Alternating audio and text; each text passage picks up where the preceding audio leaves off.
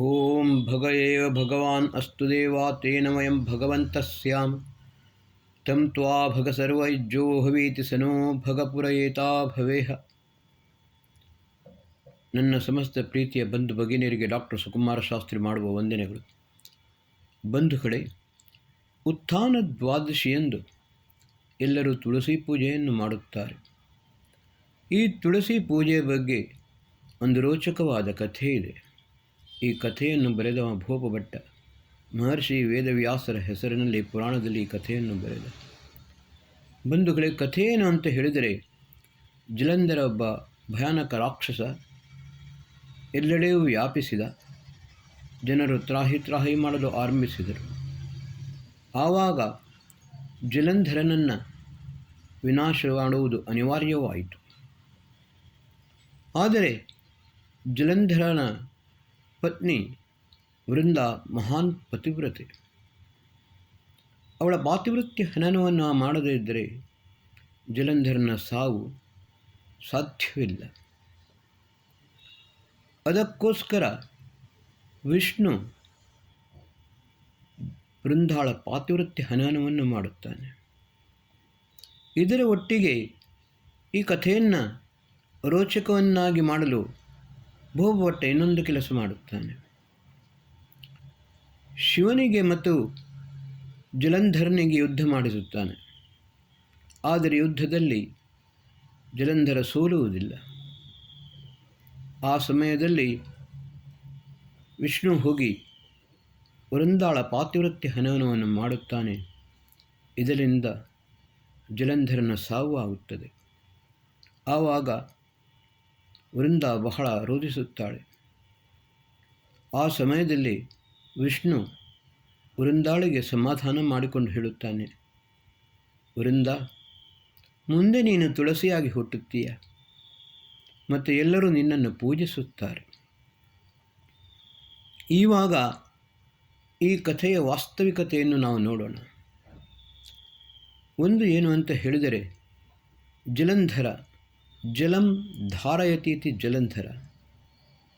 ಜಲವನ್ನು ಧಾರಣ ಮಾಡುವನು ಯಾರು? ಮೋಡ. ಸಮುದ್ರದ ನೀರು ಆವಿಯಾಗಿ ಮೇಲೆ ಹೋಗುತ್ತದೆ. ಈ ಮೋಡಗಳು ಕಾರ್ಮೋಡಗಳು ವ್ಯಾಪಕವಾಗಿ ಪಸರಿಸುತ್ತವೆ. ಆವಾಗ ಎಲ್ಲೆಡೆ ಭಯಾನಕವಾಗಿ ಮೋಡಗಳು ವ್ಯಾಪಿಸಿದಾಗ ಎಲ್ಲೆಡೆ ಕತ್ತಲು ಕೂಡ ಆವರಿಸುತ್ತದೆ. ಅಂತಹ ಸಮಯದಲ್ಲಿ ವಿಷ್ಣು ಯಾರು? ಸೂರ್ಯನಿಗೆ ಸೂರ್ಯ, ವಿಷ್ಣು, ಇಂದ್ರ, ಭಗ, ಆದಿತ್ಯ, ರವಿ, ದಿವಾಕರ, ಭಾಸ್ಕರ, ಈ ರೀತಿ 12 ಹೆಸರುಗಳಿವೆ. ವಿಷ್ಣು ಈ ಸೂರ್ಯನ ಕಿರಣ, ಪ್ರಜ್ವಲವಾದ ಕಿರಣ. ವೃಂದ ಎಂದರೆ ಸಮೂಹ. ಈ ಮೋಡದ ಸಮೂಹವನ್ನು ಪ್ರವೇಶಿಸುತ್ತಾನೆ ಮತ್ತು ಆ ಮೋಡವನ್ನು ಛಿದ್ರವನ್ನಾಗಿ ಮಾಡುತ್ತಾನೆ. ಇದೇ ವೃಂದಾಳ ಪಾತಿವೃತ್ಯ ಹನನ. ಇದರಿಂದಾಗಿ ಜಲಂಧರ ಸಾಯುತ್ತಾನೆ. ಅಂದರೆ ಮೋಡವು ಹರಿದು ವೃಷ್ಟಿಯಾಗುತ್ತದೆ. ಬಂಧುಗಳೇ,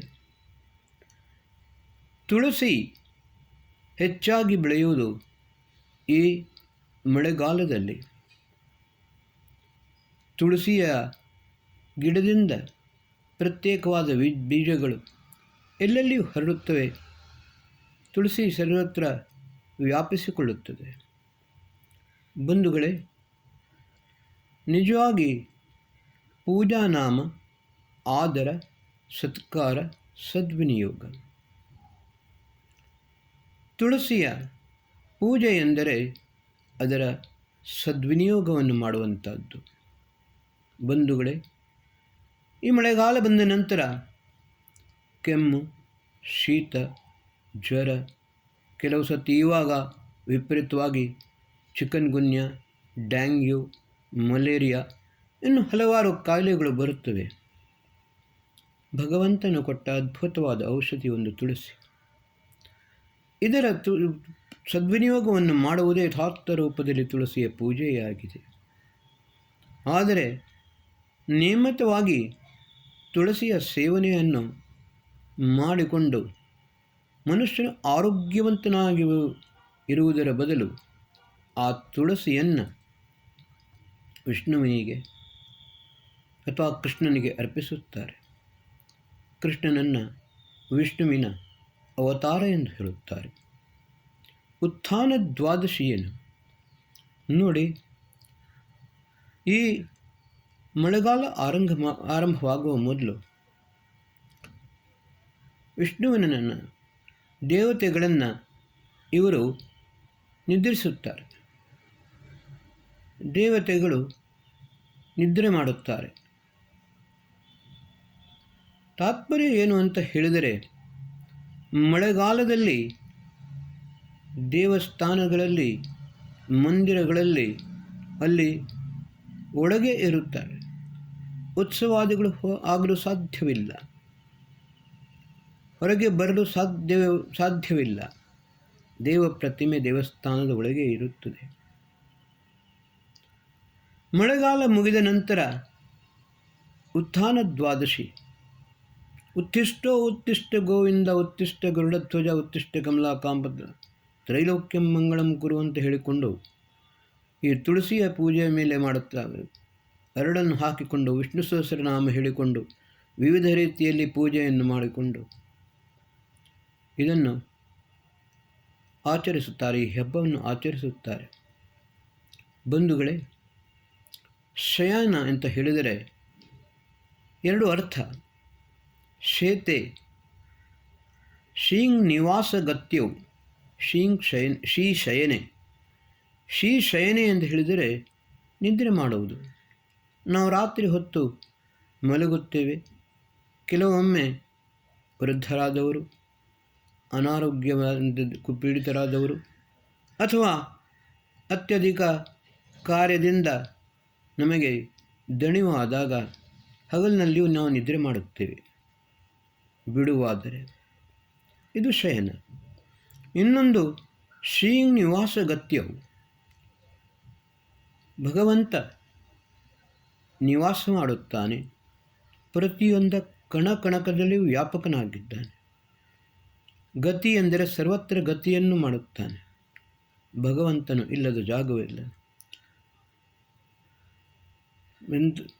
ನಾವು ಎಷ್ಟು ದೂರ ಹೋದರೂ ಕೂಡ ಭಗವಂತನು ನಮ್ಮಿಂದ ಮುಂದೆ ಇರುತ್ತಾನೆ.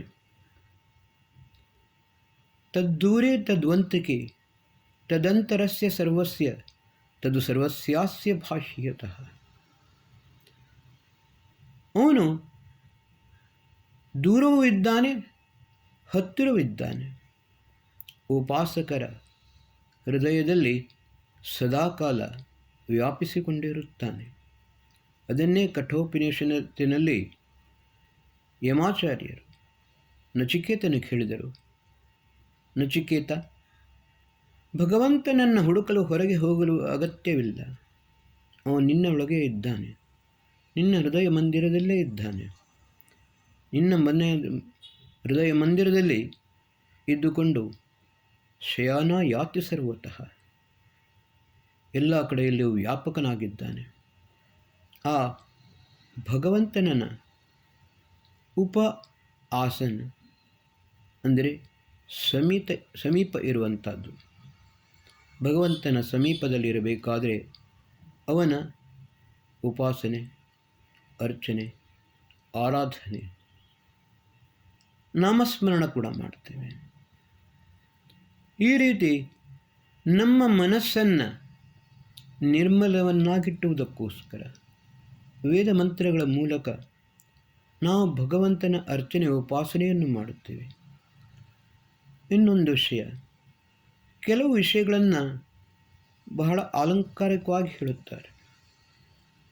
ಮಹರ್ಷಿ ಯಾಜ್ಞವಲ್ಕ್ಯರು ಶತಪಥ ಬ್ರಾಹ್ಮಣದಲ್ಲಿ ಬರೆಯುತ್ತಾರೆ, ಸೂರ್ಯನ ಉದಯ ಯಜ್ಞಕುಂಡದಿಂದ ಆಗುತ್ತದೆ, ಮತ್ತು ಸೂರ್ಯನ ಅಸ್ತ ಅದು ಕೂಡ ಯಜ್ಞಕುಂಡದಲ್ಲಿಯೇ ಆಗುತ್ತದೆ.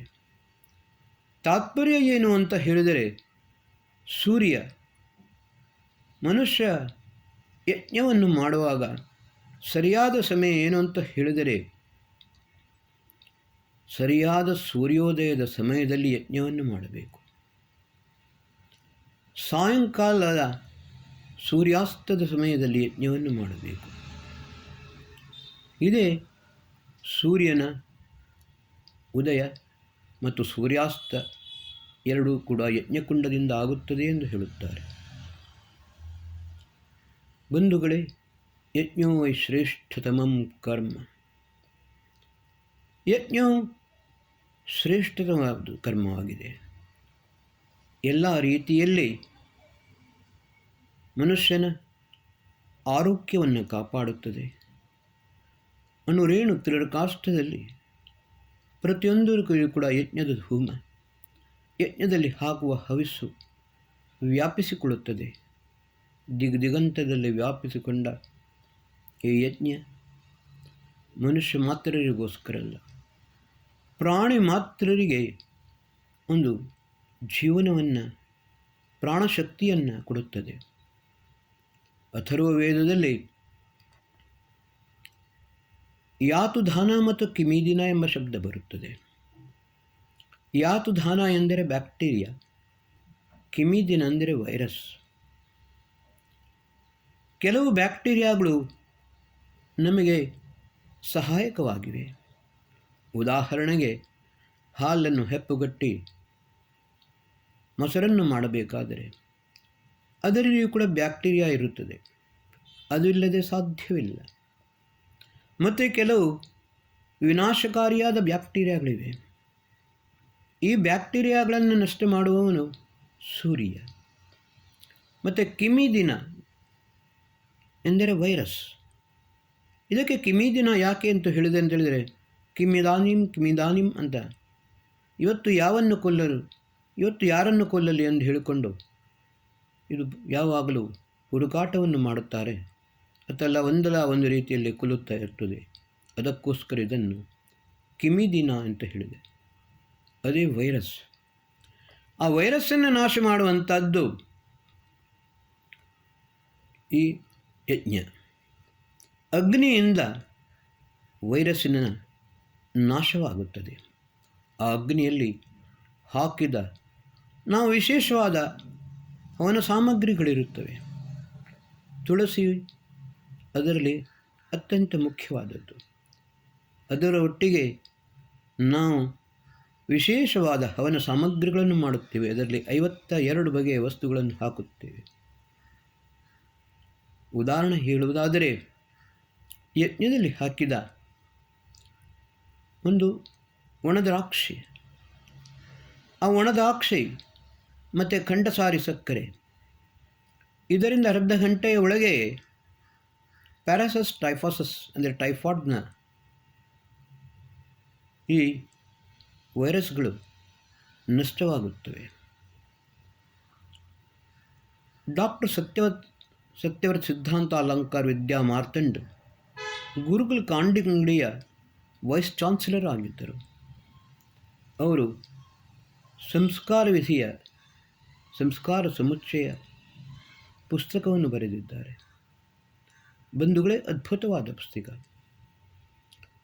ಅದರಲ್ಲಿ ಅವರು ಬರೆಯುತ್ತಾರೆ, ಪ್ಲೇಗ್ ಬಹಳ ಭಯಾನಕವಾಗಿ ವ್ಯಾಪಿಸಿತ್ತು.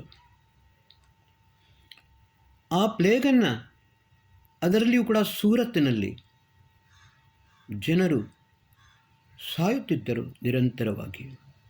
ಆವಾಗ ಈ ಆರ್ಯ ಸಮಾಜದವರು ಒಂದು ಕೆಲಸವನ್ನು ಮಾಡಿದರು. ಸ್ವತಃ ಸತ್ಯವರ್ತ ಸಿದ್ಧಾಂತ ಅಲಂಕಾರವನ್ನು ಮಾತು ಹೇಳುತ್ತಾರೆ. ನಾವು ಯಾವ ರೀತಿ ಈ ಪ್ಲೇಗನ್ನು ನಿಯಂತ್ರಿಸಿದ್ದೇವೆ ಎಂದರೆ, ಪ್ರತಿಯೊಂದು ಮನೆಗೆ ಹೋಗಿ ಅವರಿಗೆ ಒಂದು ಮಾತನ್ನು ಹೇಳಿದರು. ದೇಖೋ ಗೌಕಿ ಉಪ್ಲೆ ಅಂತ ಹೇಳಿದರೆ ಬೆರಣಿ. ಈ ಬೆರಣಿಯಿಂದ ಯಜ್ಞ ಮಾಡಬೇಕು. ಇದರಲ್ಲಿ ಸಮಿತ್ತನ್ನು ಹಾಕುವಂತಿಲ್ಲ. ಬೆರಣಿಯ ಒಟ್ಟಿಗೆ ದನದ ತುಪ್ಪ, ದನದ ತುಪ್ಪವನ್ನು ಹಾಕಬೇಕು ಈ ಯಜ್ಞದಲ್ಲಿ. ಅದರ ಒಟ್ಟಿಗೆ ಪಾಲಿಷ್ ಮಾಡದೇ ಇದ್ದ ಬಿಳಿ ಅಕ್ಕಿ, ಬೆಳ್ತಿಗೆ ಅಕ್ಕಿ ಮತ್ತು ಕೇಸರ್, ಇದನ್ನು ಹಾಕಿದರೆ ಪ್ಲೇಗ್ ರೋಗ ನಿಯಂತ್ರಣವಾಗುತ್ತದೆ. ಇದೇ ರೀತಿ ಸೂರತ್ನಲ್ಲಿ ಭಯಾನಕವಾಗಿ ವ್ಯಾಪಿಸಿದ ಈ ಪ್ಲೇಗ್ ರೋಗವನ್ನು ನಾವು ಸಂಪೂರ್ಣವಾಗಿ ನಿಯಂತ್ರಣ ಮಾಡಿದ್ದೇವೆ. ಈ ರೀತಿ ಹಿಂದಿನ ಹಲವಾರು ಎಪಿಸೋಡ್ಗಳಲ್ಲಿ ನಾನು ಹೇಳುತ್ತೇನೆ. ತುಳಸಿ, ಅಶ್ವತ್ಥ, ಉದುಂಬರ, ಬೇರೆ ಬೇರೆ ವನಸ್ಪತಿಗಳಿವೆ, ಇವು ಸಮಿತ್ತುಗಳು. ಆದರೆ ಅದರೊಟ್ಟಿಗೆ ನಾವು ಬೇರೆ ಬೇರೆ ಹವ್ಯ ದ್ರವ್ಯಗಳನ್ನು ಹಾಕುತ್ತೇವೆ. ಪ್ರತಿಯೊಂದು ಹವ್ಯ ದ್ರವ್ಯದಿಂದ ಈ ಕಿವಿದಿನಗಳು, ವೈರಸ್ಗಳು ನಾಶವಾಗುತ್ತವೆ. ನಮ್ಮೆಲ್ಲರ ಆರೋಗ್ಯವನ್ನು ಕಾಪಾಡುತ್ತದೆ. ಇಷ್ಟು ಮಾತ್ರವಲ್ಲ, ಜಲ, ನೆಲ, ಆಕಾಶ, ಪ್ರತಿಯೊಂದು ವಸ್ತುವಿನಲ್ಲಿ ವ್ಯಾಪಿಸಿದ ಈ ಯಜ್ಞದ ಧೂಮ ಎಲ್ಲವನ್ನು ಪವಿತ್ರವನ್ನಾಗಿ ಮಾಡುತ್ತದೆ, ನಿಷ್ಕಳಂಕವನ್ನಾಗಿ ಮಾಡುತ್ತದೆ. ಈ ಭೋಪಾಲದ ದುರಂತ ಎಲ್ಲರಿಗೂ ಗೊತ್ತಿದೆ. ಈ ಭಯಾನಕವಾಗಿ ವ್ಯಾಪಿಸಿದ ಯಾವ ಗ್ಯಾಸ್ ಇದೆ, ಆದರೆ ಎಲ್ಲರೂ ನೋಡಿದ್ದಾರೆ. ಯಾರ ಮನೆಯಲ್ಲಿ ಯಜ್ಞವು ನಿರಂತರವಾಗಿ ಆಗುತ್ತಿತ್ತೋ ಅವರ ಕಿಟಿಕಿಯ ತನಕ ಮಾತ್ರ ಈ ಗ್ಯಾಸ್ ಇತ್ತು ವಿನ ಮನೆಯ ಒಳಗೆ ಪ್ರವೇಶಿಸಲಿಲ್ಲ. ಬಂಧುಗಳೇ, ಈ ರೀತಿ ಈ ಯಜ್ಞ ಎಲ್ಲ ರೀತಿಯ ರೋಗ ರುಜಿನಗಳನ್ನು ನಿಯಂತ್ರಣ ಮಾಡುತ್ತದೆ. ಯಾವುದೇ ರೀತಿಯ ಗ್ಯಾಸ್ ಎಲ್ಲ ಇದೆ, ವಿನಾಶಕಾರಿಯಾದ ವಸ್ತುಗಳಿವೆ, ಅವೆಲ್ಲವನ್ನು ನಾಶ ಮಾಡಿಕೊಂಡು ಜೀವ ಮಾತ್ರಗಳ ರಕ್ಷಣೆಯನ್ನು ಮಾಡುತ್ತದೆ. ಅದಕ್ಕೋಸ್ಕರ ಹೇಳಿದರು, ಯಜ್ಞೋ ವೈ ಶ್ರೇಷ್ಠತಮಂ ಕರ್ಮ. ನಾವು ತುಳಸಿಯನ್ನು ಸೇವನೆ ಮಾಡಬೇಕು. ಅದೇ ರೀತಿ ತುಳಸಿಯನ್ನು ಯಜ್ಞದಲ್ಲಿಯೂ ಕೂಡ ಹಾಕಬೇಕು. ನಾವು ಸೇವನೆ ಮಾಡಿದರೆ ತುಳಸಿ ನಮಗೆ ಮಾತ್ರ ಪ್ರಯೋಜನವಾಗುತ್ತದೆ. ಆದರೆ ಅದೇ ತುಳಸಿಯನ್ನು ನಾವು ಒಣಗಿಸಿ ತುಳಸಿಯ ಬೀಜ, ತುಳಸಿ ಎಲೆ, ತುಳಸಿ ಕಾಂಡ, ತುಳಸಿಯ ಬೇರು, ಪಂಚ ತುಳಸಿ ಎಲ್ಲ ಇದನ್ನು ಪ್ರತ್ಯೇಕವನ್ನಾಗಿ ಮಾಡಿಕೊಂಡು ಯಜ್ಞದಲ್ಲಿ ಹಾಕುತ್ತೇವೆ. ಇದರಿಂದ ಅದರ ಶಕ್ತಿ 1000 ಪಟ್ಟು ಅದಕ್ಕಿಂತಲೂ ಹೆಚ್ಚು ಜಾಸ್ತಿಯಾಗಿ ಈ ಮಲೇರಿಯಾ ಮೊದಲಾದ ರೋಗಗಳು ಸಂಪೂರ್ಣವಾಗಿ ನಿಯಂತ್ರಣಕ್ಕೆ ಬರುತ್ತಿದೆ. ಇದೇ ಯಥಾರ್ಥವಾದ ಪೂಜೆ. ಈ ಪೂಜೆಯನ್ನು ನಾವು ಸರಿಯಾಗಿ ಅರ್ಥ ಮಾಡಿಕೊಳ್ಳಬೇಕು. ನಮ್ಮ ರೋಗ ರುಜಿನಗಳಿಂದ ನಮಗೆ ಯಾವುದೇ ರೀತಿಯ ತೊಂದರೆಗಳು ಆಗದಂತೆ ನಮ್ಮನ್ನು ನಾವು ರಕ್ಷಿಸಿಕೊಳ್ಳಬೇಕು. ಭಗವಂತನ ಕೊಟ್ಟ ಈ ದಿವ್ಯವಾದ ಔಷಧಿಯನ್ನು, ಈ ಭೋಗಭಟ್ಟ ಬರೆದ ಕಥೆಯನ್ನು ನಂಬಿಕೊಂಡು ಇನ್ನು ಏನೇನೋ ಮಾಡಿದರೆ ಇದರಿಂದ ನಮಗೆ ಪ್ರಯೋಜನವಿಲ್ಲ. ಬಂಧುಗಳೇ, ನಾನು ನಿಮ್ಮೊಡನೆ ಹೇಳುವುದೆಂದೇ, ಈ ತುಳಸಿ ಪೂಜೆ ಉತ್ಥಾನ ದ್ವಾದಶಿ ಅಂದರೆ ಉತ್ತಿಷ್ಟು ಗೋವಿಂದ ಅಂತ ಹೇಳ್ಕೊಂಡು ಪೂಜೆ ಮಾಡುವುದಲ್ಲ. ಭಗವಂತ ಯಾವತ್ತೂ ನಿದ್ರೆ ಮಾಡುವುದಿಲ್ಲ. ಭಗವಂತನ ರಾತ್ರಿ ಅಂದರೆ ಪ್ರಳಯ, ಭಗವಂತ ಯಾವಾಗ ಹಗಲು ಅದು ಸೃಷ್ಟಿ. ಮಹಾಸೃಷ್ಟಿಯಿಂದ ಮಹಾಪ್ರಳಯದ ತನಕ 450 ಕೋಟಿ ವರ್ಷಗಳಿವೆ. ಅದರ ಮೊದಲು ಕೆಲವು ಖಂಡ ಪ್ರಳಯಗಳು ಕೂಡ ಆಗುತ್ತವೆ, ಬೇರೆ ಬೇರೆ ಕಾರಣಗಳಿಂದಲೂ ಆಗುತ್ತದೆ. ಆದರೆ ಪ್ರಕೃತಿಯ ವಿನಾಶದಿಂದ ಆಗುವಂತಹ ಈ ಖಂಡ ಪ್ರಳಯಗಳು ಕೊನೆಗೆ ಇದರಿಂದ ರಕ್ಷಣೆಯನ್ನು ಮಾಡುವಂಥದ್ದು ಸೂರ್ಯನು ಕೂಡ. ಅದಕ್ಕೋಸ್ಕರ ಸೂರ್ಯನಿಗೆ ಒಂದು ಹೆಸರು ವಿಷ್ಣು, ಇಂದ್ರ. ವಿಷ್ಣು ವ್ಯಾಪ್ತವು ಧಾತುವಿನಿಂದ ವಿಷ್ಣು ಶಬ್ದ ನಿಷ್ಪನ್ನವಾಗುತ್ತದೆ. ಯಾವ ರೀತಿ ಆಸುರಿ ಪ್ರವೃತ್ತಿಗಳು ಜೀವ ಮಾತ್ರರನ್ನು ನಾಶ ಮಾಡಲು ಪ್ರಯತ್ನಿಸುತ್ತವೆಯೋ ಅದೇ ರೀತಿ ಪರಮಾತ್ಮನ ದೇವಿ ಶಕ್ತಿ ಪ್ರತಿಯೊಂದು ಕಣಕಣದಲ್ಲೇ ವ್ಯಾಪಿಸಿಕೊಂಡು ಜೀವ ಮಾತ್ರರ ರಕ್ಷಣೆಯನ್ನು ಮಾಡುತ್ತದೆ. ಇದನ್ನು ನಾವು ಸರಿಯಾಗಿ ಅರ್ಥ ಮಾಡಿಕೊಂಡರೆ ಮಾತ್ರ ಯಥಾರ್ಥ ರೂಪದಲ್ಲಿ ಪೂಜೆಯಾಗುತ್ತದೆ ವಿನಃ ಇನ್ನೇನೇನೋ ಮಾಡಿದರೆ ವಿಪರೀತವಾಗುತ್ತದೆ. ಇಂತಹ ಒಂದು ಮೂಢನಂಬಿಕೆಯಿಂದ ನಾವು ದೂರವಾಗಿದ್ದುಕೊಂಡು ವಾಸ್ತವಿಕತೆಯನ್ನು ಅರಿತುಕೊಂಡು ಅದರಿಂದ ಹೆಚ್ಚೆಚ್ಚು ಪ್ರಯೋಜನ ಮಾಡಿಕೊಡುವಂಥದ್ದು ಮನುಷ್ಯನ ಇದೇ ಲಕ್ಷಣ. ಓಂ ಶಂ.